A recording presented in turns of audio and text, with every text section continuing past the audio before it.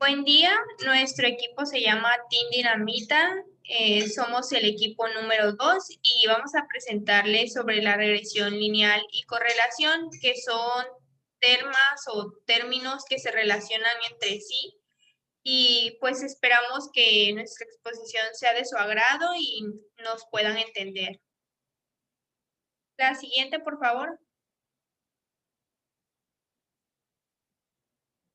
Como una pequeña introducción a lo que es la introducción a la regresión lineal, debemos de entender o recordar que es una variable dependiente o una variable independiente, a identificarlas, en qué consiste cada una, etcétera. La variable y es la variable cuantitativa, será la variable dependiente. Y la variable x es la variable independiente, porque esta no depende ni de ninguna otra variable, pero sí se usa para explicar a y. Siempre debemos recordar que la variable y es la variable que deseamos predecir o estimar. Es como el inicio de nuestra fórmula, porque es aquella que vamos a estimar. Y la variable x es la variable independiente que explica, como les dije antes, a y. Para entender mejor qué es o cuál es cada una, les voy a explicar un pequeño ejemplo, donde vamos a imaginar que necesitamos calcular el tiempo para construir una casa. El tiempo sería la variable dependiente, que es la que vamos a calcular, y la variable independiente sería el número de trabajadores que vamos a necesitar en la obra. Porque la variable dependiente y depende pues de cuántos trabajadores van a laborar en esa obra para estimarla. Es decir, que si son muchos trabajadores, pues la obra va a tardar menor tiempo. Y si fueran pocos trabajadores, la obra pues tardaría mucho más. Entonces, una depende de la otra. Y recordemos siempre que y es la variable que depende siempre de x o el regresor. La siguiente diapositiva, por favor. La relación lineal. La relación lineal hace referencia entre la relación de y de x. Es decir, la relación entre la variable dependiente y el regresor, es pues la variable x, que como les dije antes, también se le llama como regresor. Por otra parte, el análisis de regresión es diferente porque ya se refiere a la mejor relación que podemos estimar entre estas dos variables. Existen dos tipos de regresiones. Una puede ser la regresión simple y la regresión, pues, simple es aquella que nos dice que solamente contiene un regresor o un valor independiente. En este caso, pues, es la X. La señalé con la flechita naranja, es la regresión simple y solamente podemos ver que tiene una sola X, un solo regresor. Por otra parte está la regresión múltiple, que esta contiene dos X o dos variables independientes. Se muestra la fórmula ahí, que es y es igual a beta 0 más beta 1 por X. Pues donde beta 0 es la intersección en el eje Y. En la gráfica izquierda, en la que puse en la parte inferior izquierda, marqué con rojo la ubicación de lo que es el valor de beta 0. Y beta 1 es la pendiente que pues la podemos calcular con la fórmula de y2 menos y1 es igual a entre x2 menos x1, perdón.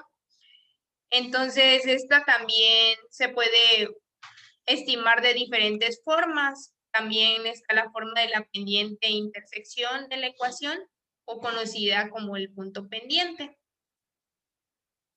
Por otra parte, también tenemos ahí los coeficientes, que son los betas, y en sí son aquellos que nos indican el impacto de una variable respecto a la otra.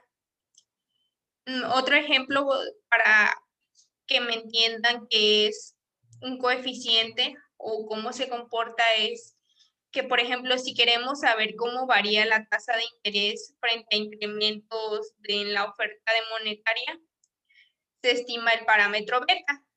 Y, por ejemplo, también, si queremos saber cuántos kilos vamos a bajar de peso a medida que incrementamos el ejercicio, no sé, si hacíamos de 10 minutos a 20 minutos y en 30 minutos y así sucesivamente, pues lo que debemos de hacer es calcular el coeficiente beta, porque como les decía antes, nos indican el impacto de una variable respecto a la otra. La siguiente, por favor, que es el modelo de regresión lineal. Simple, por sus siglas es RLS. Esa nos indica que si la relación es exacta y no contiene ningún componente aleatorio o probabilístico, entonces se trata de una relación determinista entre dos variables. Es decir, que, por ejemplo, en la fórmula de y es igual a beta 0 más beta 1 por x, no contamos con ningún valor aleatorio o algún error. Esto se considera como una expresión determinista. Pero una regresión ya es diferente porque consta de una expresión determinista más el valor aleatorio. Por eso se vuelve una regresión. Es decir, la función solamente va a ser la pura ecuación, la pura ecuación determinista, expresión determinista, y la regresión va a ser esta determinista, esta expresión, más un error o algún valor que va a ir variando. Entonces, también tenemos en la siguiente diapositiva, por favor.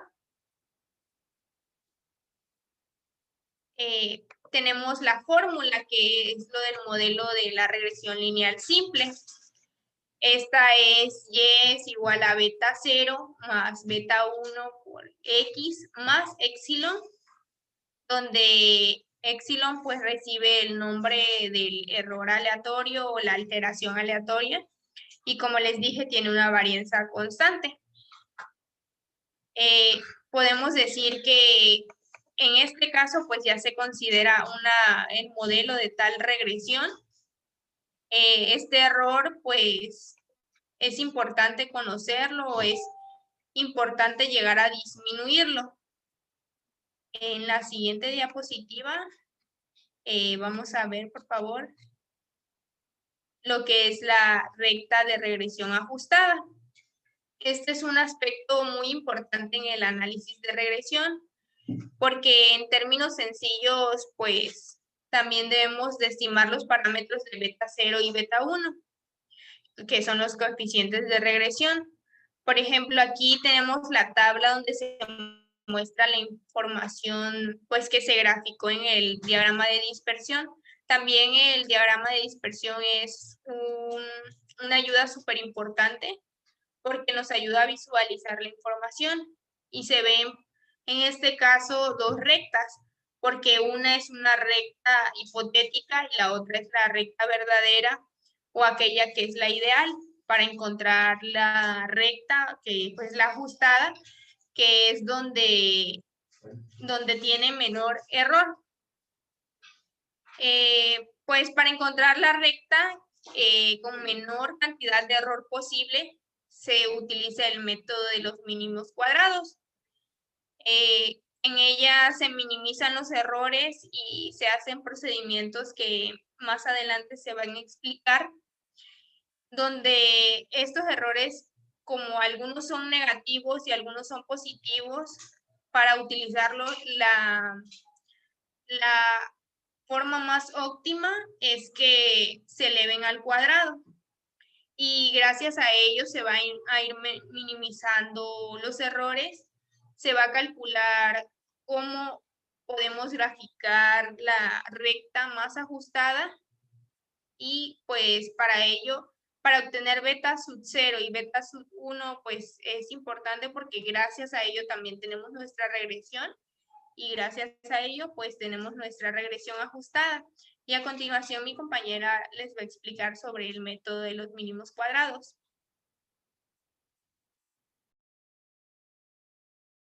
Bien, el método de mínimos cuadrados es un método que permite ajustar una línea de regresión lineal estimada a una muestra de datos, denotadas por las variables x, que es la dependiente, y y, que es la independiente, a partir de la recta ajustada, que se denota por la ecuación y circunflejo igual a b0, que es la intersección, más b1 de x, que me representa la pendiente. Con este método nosotros podemos determinar la aproximación de los datos, suponiendo que el error es aleatorio. El error lo podemos calcular con la diferencia de los valores reales menos los valores estimados. Al error también se le conoce como residual, que vendría siendo el error de ajuste del modelo de regresión simple. Este modelo cumple ciertas condiciones. Para un conjunto de n residuales grande, donde n me está representando el par de datos que yo tengo de x, y, el ajuste del modelo no es bueno. Sin embargo, para los residuales pequeños indican un ajuste adecuado. Veamos la siguiente gráfica. En la parte de aquí arriba podemos observar un ajuste adecuado porque todos los puntos que se encuentran dispersos alrededor de la recta tienen un error mínimo. Esto quiere decir, el error lo podemos calcular de la distancia que se encuentra desde donde está el punto de dispersión hasta la recta. Ahora, de la ecuación del error, podemos ver que se tiene que el error subíndice i es igual a y subíndice i menos y circunflejo subíndice i. De esta formulita nosotros podemos sumar todos los errores que obtenemos, o sea, todos estos errores que están aquí, nosotros los podemos sumar. La única condición es que vamos a tener errores tanto positivos como negativos y esto nos va a dar una media muy aproximada a 0. Y esto no nos beneficia a nosotros porque lo que queremos conocer realmente es la desviación que van a tener estos datos. Entonces, para que nosotros podamos conocer esta desviación, lo que necesitamos es utilizar un método que nos permita que los valores positivos con los negativos no sean nulos. Entonces, lo que se procede es hacer el cálculo de dichos valores elevados al cuadrado y de esta manera es como obtenemos el método de los mínimos cuadrados. La fórmula que me representa el método de los mínimos cuadrados es la que podemos ver aquí a continuación. Y como ya mencioné, y mi compañera Hilda igual mencionó, el método consiste en minimizar la suma de los errores elevados al cuadrado.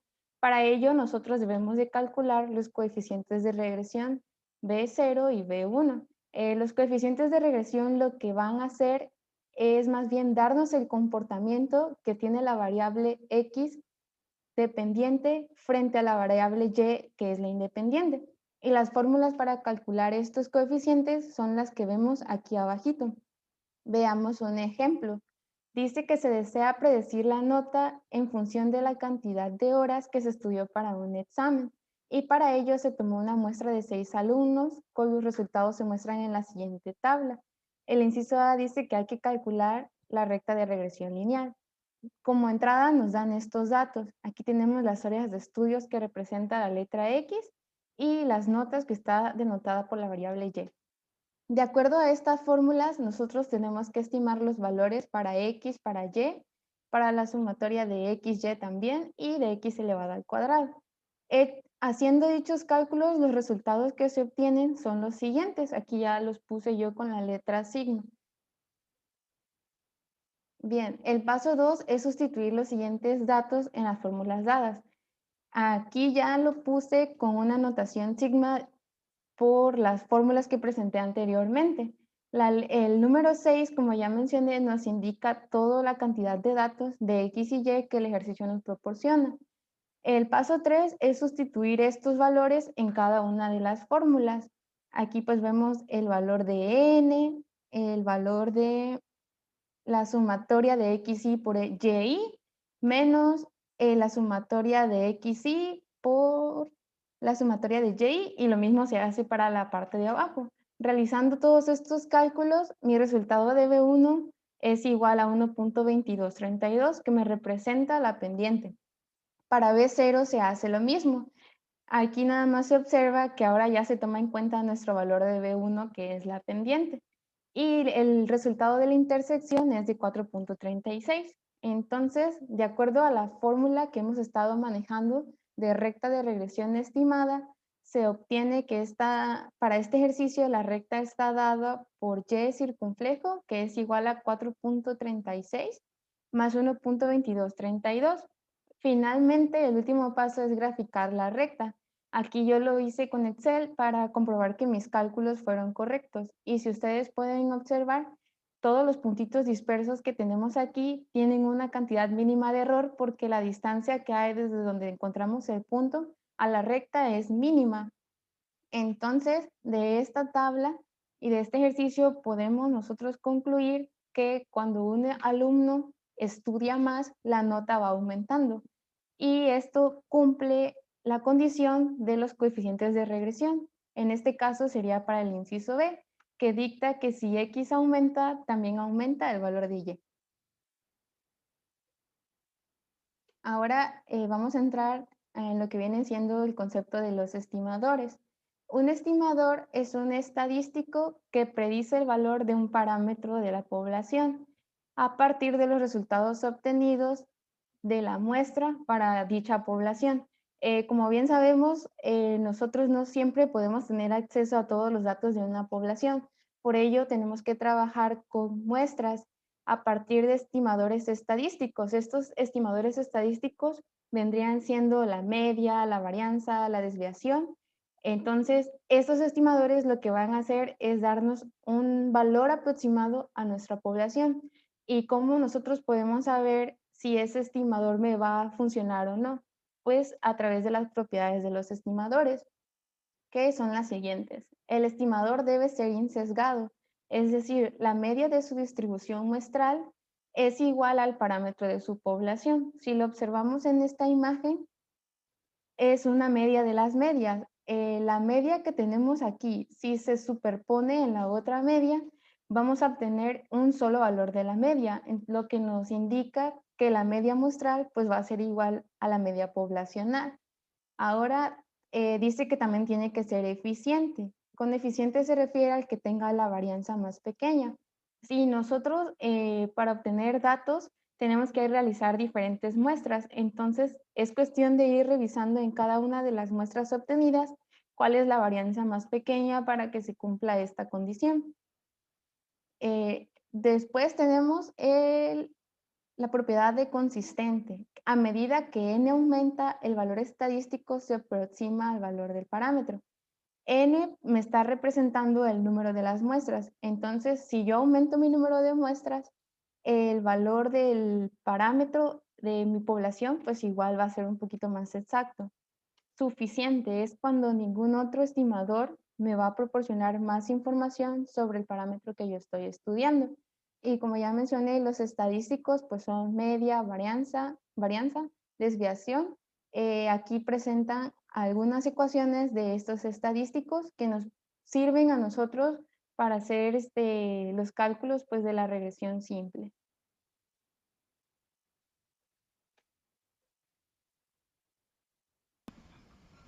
Bueno, ahora hablaremos acerca de las inferencias en los coeficientes de regresión. Estos coeficientes, además de realizar una estimación entre la relación lineal que tiene la variable x y la variable y, con la finalidad de predecir, también nos pueden ayudar a hacer ciertas inferencias con respecto a lo que es la pendiente y la intersección. Estos estimadores, que son B0 y B1, dependen de la muestra que nosotros vamos a seleccionar. Por lo tanto, las variables x y y van a ser aleatorias y van a presentar una distribución de probabilidad. Estas distribuciones se pueden utilizar para crear lo que son los intervalos de confianza y también lo que son los parámetros dentro del modelo de regresión. Hasta ahora lo que hemos obtenido son lo que son las estimaciones de coeficientes de regresión, utilizando diferentes tipos de intervalos de confianza podemos obtener lo que es la medida de precisión de dichas estimaciones. Y también podemos realizar los contrastes de hipótesis, los cuales nos van a ayudar a comprobar si un valor puede ser determinado dentro del parámetro. Es importante tener en cuenta lo que son el efecto que tiene la variable independiente sobre la variable dependiente, ya que esto nos va a hacer un contraste en lo que es el coeficiente B1. Y esto nos quiere decir que si el coeficiente B1 es diferente o no a 0. Si el coeficiente B1 es igual a 0, quiere decir que hay una ausencia de relación entre las variables X y Y. Para realizar los diferentes contrastes para el coeficiente B1, podemos realizar lo que son los contrastes unilateral izquierdo, bilateral y unilateral derecho. Para hacer lo que son el estadístico de contraste, está denotado por la T de student y también van a existir lo que son las zonas de rechazo. Aquí existen algunos parámetros que no tenemos claros, que son SSXX, SSYY, SSXY, los cuales están denotados como SSXX es X menos la media al cuadrado, SSYY es X menos Y media al cuadrado y SSXY es X menos la media por Y menos la media. La siguiente, por favor.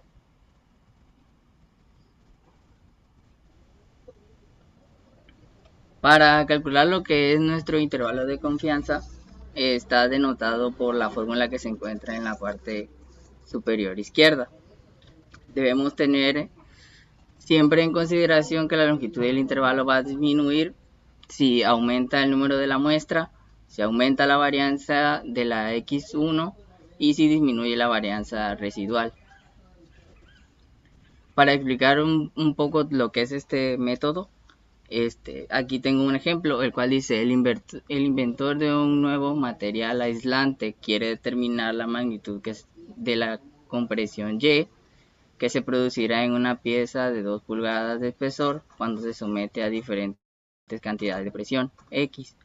Para ello, prueba 5 piezas de material bajo diferentes presiones y los pares de valores observados, que son X y Y, se muestran en la siguiente tabla. Nuestra variable Y va a ser lo que es la compresión y nuestra variable X va a ser la presión. Lo que vamos a hacer es contrastar si el efecto de la presión sobre la compresión es o no significativo cuando alfa es igual a 0.05. La que sigue, por favor. Bueno, como tenemos en la tabla superior izquierda, lo primero que hacemos es calcular los valores para el coeficiente B0. Esto se calcula con la fórmula de B0 es igual a Y menos B1 de X. Sustituimos dos valores en la fórmula y nos queda que B0 es igual a menos 0.1. Para el caso de B1 hacemos lo mismo.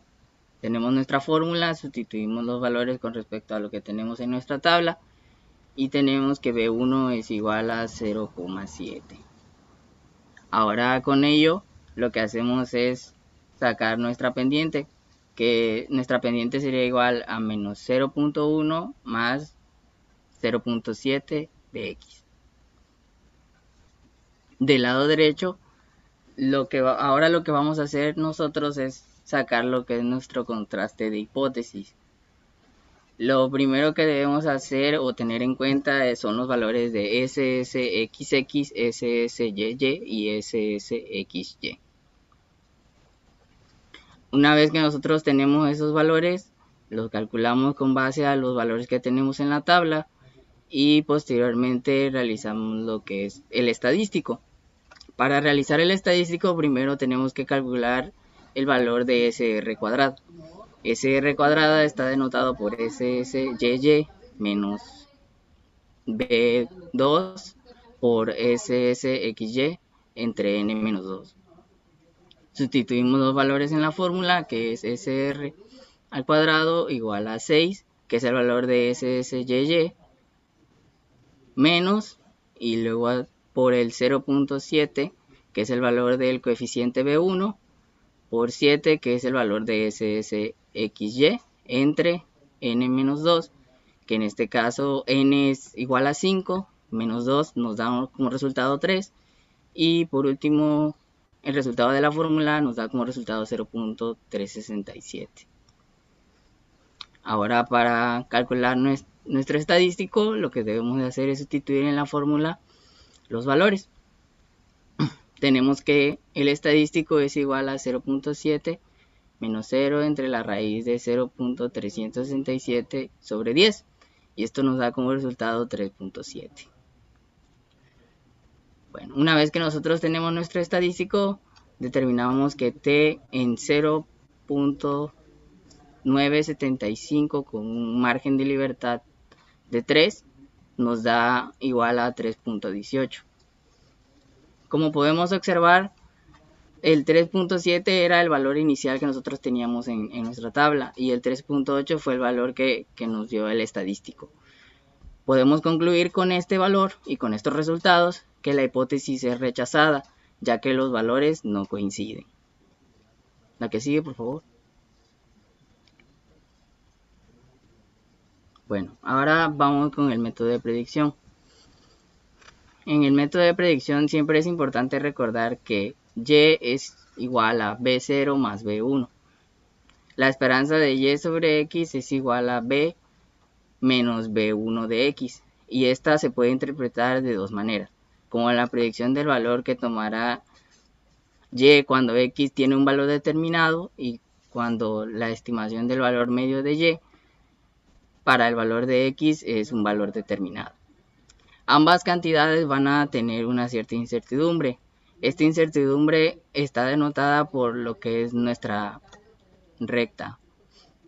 Si nuestra recta de regresión es mejor, nuestra incertidumbre va a ser menor. En cambio, si nuestra recta de regresión empeora, va a ser nuestra incertidumbre va a ser mucho mayor. Para realizar lo que es la predicción está denotada por la siguiente fórmula. Ahora, por último, para entender un poco lo que es la predicción, usaré un ejemplo anterior. Utilizaremos los datos del ejemplo anterior, el cual nos dice predecir el valor en la compresión para un nivel de presión igual a 6. Una vez que nosotros tenemos nuestra ecuación de la recta o la recta ajustada, lo único que debemos de hacer es sustituir el valor de X por el valor que nos pide el ejercicio, que en este caso es 6. Por consecuencia, al sustituir los valores en la fórmula, tenemos que Y es igual a menos 0.1 más 0.7 por el valor de 6 y nos da como resultado que la predicción para este ejemplo es de 4.1.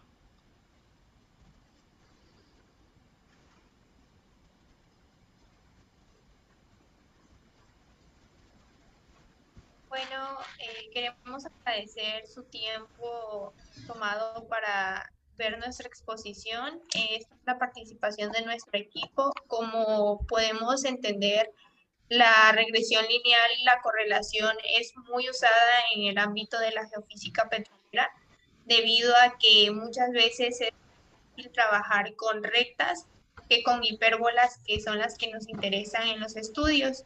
Entonces, para ello se utilizan rectas elevando los valores de hipérbolas al cuadrado y nunca tenemos una recta como tal perfecta.